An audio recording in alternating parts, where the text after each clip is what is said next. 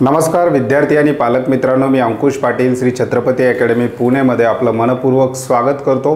नीट 2024 ची परीक्षा संपलेली आहे। महाराष्ट्रातील संपूर्ण विद्यार्थी आणि पालकांनी आपले जे काही मार्क्स आहेत ते कोचिंग क्लासेसच्या आन्सर शीटवरून कॅल्क्युलेट केलेले आहे आणि विद्यार्थी आणि पालकांमध्ये उत्सुकता आहे की या मार्क्सला कुठे ॲडमिशन होईल याबद्दलची विचारणा विद्यार्थी आणि पालक सध्या करत आहेत।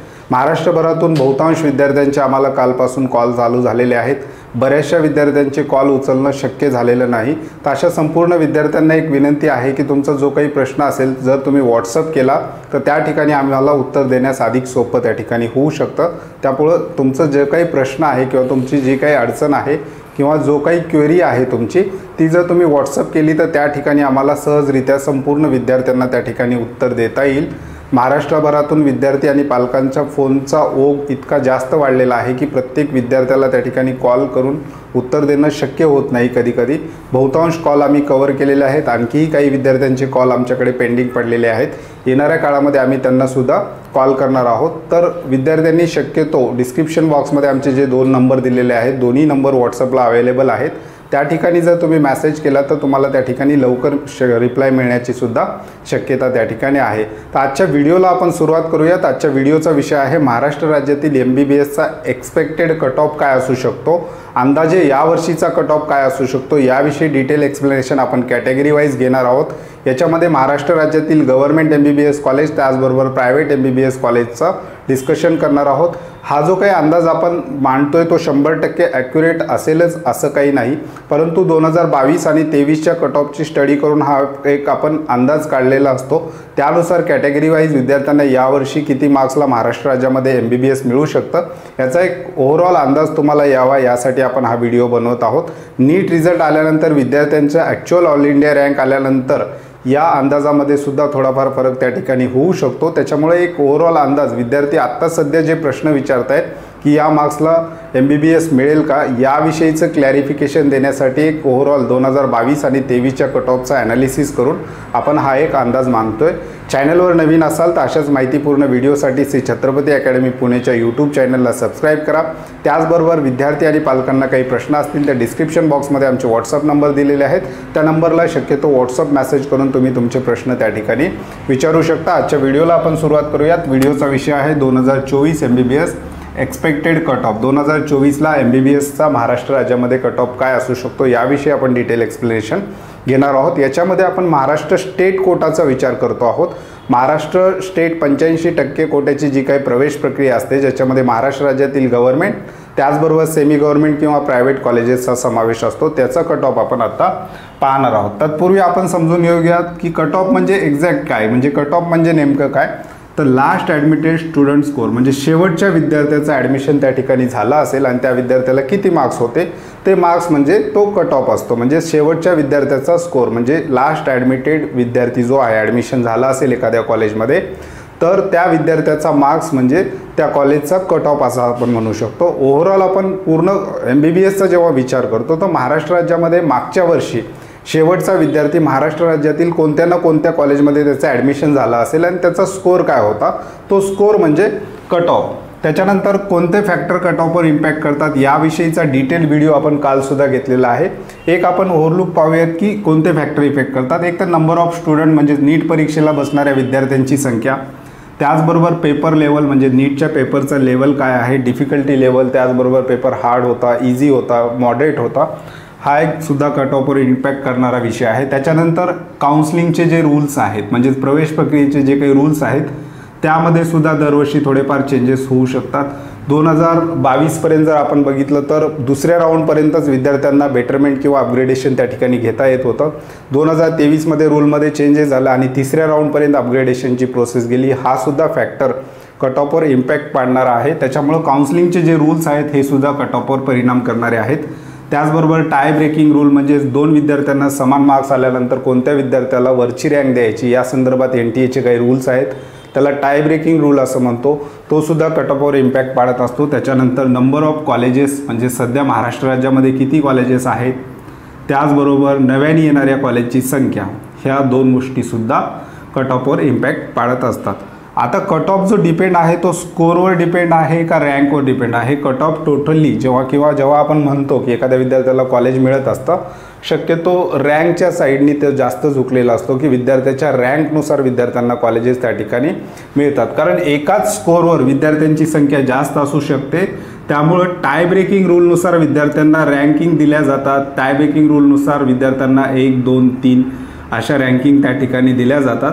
आणि रँक हा महत्त्वाचा फॅक्टर आहे, म्हणजेच विद्यार्थ्याची रँक काय येते त्यावरून विद्यार्थ्यांचा त्या ठिकाणी ॲडमिशन होईल का नाही याविषयीचं आपलं जास्त क्लॅरिफिकेशन विद्यार्थ्याचा नीट रिझल्ट आल्यानंतर कळू शकतं. आता आपण मार्क्स वाईज जर बघायला गेलं तर 2022 आणि 23चं जर स्टडी केलं त्या अंदाजानुसार यावर्षीचा कट ऑफ काय असू शकतो, तर विद्यार्थ्यांशी डिस्कस केल्यानंतर किंवा विद्यार्थ्यांचे जेवढे ओपिनियन येतात यूट्यूबवर असतील किंवा न्यूजपेपरमध्ये असतील किंवा कोचिंग क्लासेसमधून विद्यार्थ्यांचे ओपिनियन येतात की यावर्षीचा पेपर विद्यार्थ्यांना थोडासा स्कोरिंग गेलेला आहे, विद्यार्थ्यांचे स्कोर त्या ठिकाणी होताना आपल्याला पाहायला मिळतात. त्यावरून आपण असं म्हणू शकतो की पेपरच्या लेवलच्या बाबतीत बोलायचं झालं तर यावर्षीचा कट ऑफ वाढू शकतो. आणि दुसरी गोष्ट, विद्यार्थ्यांच्या संख्येचा विचार केला तर यावर्षीचा कट ऑफ वाढू शकतो. आणि त्याचबरोबर रूल्स जे आहेत मागच्या वर्षी सारखेच कॉन्स्टंट राहिले तर यावर्षीचा कट ऑफ वाढू शकतो. कट ऑफ कमी होण्यासाठी एकच गोष्ट या ठिकाणी विद्यार्थ्यांच्या बाजूने आहे, नंबर ऑफ कॉलेजेस. देशभरात जेवढे MBBS कॉलेजची संख्या वाढेल किंवा महाराष्ट्र राज्यात जेवढ्या MBBS कॉलेजची संख्या वाढेल तेवढा कट ऑफ त्या ठिकाणी कमी येताना आपल्याला पाहायला मिळतो. यावर्षी कॅटेगरी वाईज विद्यार्थ्यांची संख्यासुद्धा वाढताना आपल्याला पाहायला मिळते, त्याचासुद्धा कट ऑफवर इम्पॅक्ट होताना आपल्याला पाहायला मिळतात. सुरुवात करूयात महाराष्ट्र स्टेटमधील गव्हर्मेंट कॉलेजेसपासून.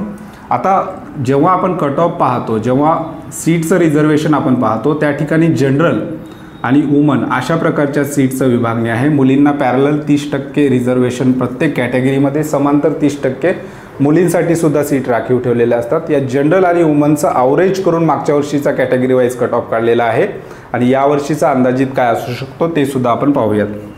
महाराष्ट्र गव्हर्नमेंटपासून आपण सुरुवात करूयात. ओपन कॅटेगरी 585 पर्यंत ॲव्हरेज होता 2023ला. 2024ला हा 588 ते 90च्या दरम्यान राहील. EWSचा विचार केला तर 585, 2024ला 588 ते 90च्या दरम्यान राहील. OBC कॅटेगरीचा विचार केला तर 582, 2024मध्ये 585 ते 588च्या दरम्यान OBC कॅटेगरीचा राहील. यावर्षी OBC कॅटेगरी विद्यार्थ्यांची संख्यासुद्धा वाढण्याची शक्यता आहे.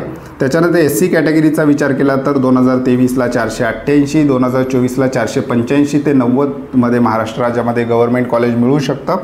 ST कॅटेगरीचा विचार केला तर 359, यावर्षी 2024चा विचार केला तर 365 ते 370, कारण ST कॅटेगरीच्या विद्यार्थ्यांना व्हॅलिडिटी मिळण्याचं प्रमाणसुद्धा यावर्षी आपल्याला पालकांकडून थोडंसं जास्त प्रमाणात ऐकायला मिळतं, त्याच्यामुळे STचा सुद्धा कट ऑफ थोडाफार वाढताना आपल्याला पाहायला मिळेल. VJ कॅटेगरीचा विचार केला तर ॲव्हरेज 2023ला 530 होता, 2024मध्ये 530 ते 535च्या दरम्यान राहण्याची शक्यता आहे. NTB कॅटेगरीचा विचार केला तर 509 मार्क्सला मागच्या वर्षी मिळालेला, 2024ला थोडंसं वाढवून 515पर्यंत NTB कॅटेगरीच्या विद्यार्थ्याला महाराष्ट्र राज्यामध्ये गव्हर्मेंट कॉलेज मिळण्याची शक्यता आहे. त्याच्यानंतर NTC कॅटेगरीचा विचार केला तर 564 मागच्या वर्षी ॲव्हरेज होता, 2024मध्ये 570पर्यंत जाण्याची शक्यता आहे. आणि NTD 582 आणि 2024मध्ये 585 ते 90 अशा प्रकारचा अंदाजित कट ऑफ यावर्षी राहू शकतो. याच्यामध्ये +1 किंवा -2 असे मार्क्स इन्क्रीज डिक्रीज होऊ शकतात. रिझल्ट आल्यानंतर एक्झॅक्ट ॲनालिसिस आपल्याला त्या संदर्भात करता येईल. आता विचार करूयात महाराष्ट्र राज्यातील प्रायव्हेट MBBS कॉलेजेसविषयी. Private MBBS college open category 2023 average म्हणजे जनरल आणि वुमन या दोन्ही सीटचा ॲव्हरेज जर आपण काढलं तर 527, 2024ला 530पर्यंत जाण्याची शक्यता आहे. EWSच्या सीट, प्रायव्हेट कॉलेजला EWSच्या सीटचं रिझर्वेशन नसतं. प्रायव्हेट कॉलेजमध्ये EWSच्या विद्यार्थ्यांना ओपनमधूनच सीट अलॉट त्या ठिकाणी होत असते आणि फीसचं जे काही बेनिफिट आहे ते त्या ठिकाणी मिळत असतं. OBC कॅटेगरीचा विचार केला तर 2023ला 525ला प्रायव्हेट MBBS कॉलेज महाराष्ट्रामध्ये मिळालेलं, यावर्षी 530पर्यंत जाण्याची शक्यता आहे. SC 465पर्यंत मिळालेलं होतं, 470 ते 75 यावर्षी जाण्याची शक्यता आहे. ST 336ला मिळालेलं होतं, यावर्षी 342 ते 345च्या दरम्यान ST कॅटेगरीचा कट ऑफ या ठिकाणी यावर्षी राहू शकतो. VJ 506 ते 515, NTB 480 तर 2024मध्ये 485पर्यंत राहू शकतो. NTC 2023ला 525 होता, यावर्षी 530पर्यंत जाण्याची शक्यता आहे.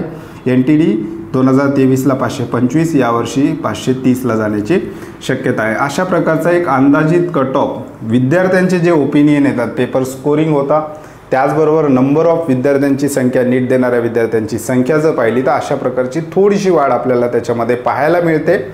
यानंतर रिझल्ट आल्यानंतर आणखी 2 फॅक्टर याच्यावर महत्त्वाचे इम्पॅक्ट करणार आहेत। एक टाय ब्रेकिंग रूल, हा रिझल्ट आल्यानंतर आपल्याला हा इम्पॅक्ट करणारा महत्त्वाचा फॅक्टर आहे। दुसरा आहे नंबर ऑफ कॉलेजेस, हा सुद्धा महत्त्वाचा फॅक्टर आहे। आणि त्याचबरोबर कट ऑफ मार्क्स म्हणजे एलिजिबिलिटी मार्क्स जे आहेत विद्यार्थ्यांचे, ते किती मार्क्सपर्यंत राहणार आहेत कॅटेगरी वाईज, ते सुद्धा कट ऑफवर इम्पॅक्ट करणारे हे 3 महत्त्वाचे फॅक्टर आपल्याला नीट रिझल्ट आल्यानंतर कळणार आहेत। त्याच्यामुळे याच्यामध्ये सुद्धा चेंजेस होऊ शकतात। याच्यामध्ये 100% ॲक्युरेसी आहे का, तर 100% ॲक्युरेसी नाही। सध्या आपण विद्यार्थ्यांचे जे ओपिनियन आहेत किंवा विद्यार्थ्यांची जी संख्या आहे त्याच्यावरून आपण सांगू शकतो की यावर्षी थोडंसं स्कोरिंग आहे आणि विद्यार्थ्यांचे स्कोर थोडेसे जास्त येत आहेत, असं गृहीत धरून आपण हे कट ऑफ काढलेले आहे। कदाचित त्याच्यामध्ये 5 मार्कांनी डिक्रीज पण असू शकतं किंवा मागच्या वर्षीपेक्षा लेवलला कॉन्स्टंट पण असू शकतं किंवा कदाचित वाढू पण शकतं। हे रिझल्ट आल्यानंतर आणखी स्पष्ट होईल, परंतु सध्या आपण विद्यार्थ्यांशी बोलल्यानंतर जो कट ऑफची रेंज काढलेली आहे ती महाराष्ट्र राज्यातील अशा प्रकारे राहणार आहे। महाराष्ट्र राज्यातील गव्हर्नमेंट आणि महाराष्ट्र राज्यातील प्रायव्हेट। येणाऱ्या व्हिडिओमध्ये आपण महाराष्ट्र राज्यातील BMS कॉलेज, त्याचबरोबर BHMS, त्याचबरोबर BDSच्या कट ऑफच्या रेंज काय असू शकतात याविषयी डिटेल डिस्कशन घेणार आहोत। चॅनलवर नवीन असाल तर अशाच माहितीपूर्ण व्हिडिओसाठी श्री छत्रपती अकॅडमी पुणेच्या यूट्यूब चॅनलला सबस्क्राईब करा। त्याचबरोबर श्री छत्रपती अकॅडमी पुणेच्या 2024च्या पेड काउन्सिलिंग सर्व्हिसला सुद्धा आम्ही सुरुवात केलेली आहे। डिस्क्रिप्शन बॉक्समध्ये आमचे नंबर दिलेले आहेत, त्याचबरोबर आमचा ॲड्रेस दिलेला आहे। ज्या विद्यार्थी आणि पालकांना ऑफिसला व्हिजिट करणं शक्य आहे त्या विद्यार्थी आणि पालकांनी ऑफिसला व्हिजिट करू शकता। सोमवार ते रविवार सकाळी 10:30 ते संध्याकाळी 8:30पर्यंत आमचं ऑफिस चालू आहे। त्याचबरोबर ज्या विद्यार्थी दूरवर आहेत त्यांना येणं शक्य नाही, त्यांनी व्हॉट्सअपला मेसेज केला तरी चालेल, त्या ठिकाणी रिप्लाय देणं जास्त सोयीचं होईल। जर तुम्ही कॉल केले तर कॉलचं प्रमाण थोडंसं जास्त आहे, आमच्याकडून रिटर्न कॉल करायला थोडासा उशीर होऊ शकतो, त्याच्यामुळं जो क्वेरी आहे तो तुम्ही व्हॉट्सअपला टाकलं तर अधिक सोयीचं होईल। तुर्तास आजच्या व्हिडिओमध्ये आपण इथेच थांबतोय, पुन्हा भेटूयात आणखी एका नव्या आणि माहितीपूर्ण व्हिडिओमध्ये। धन्यवाद।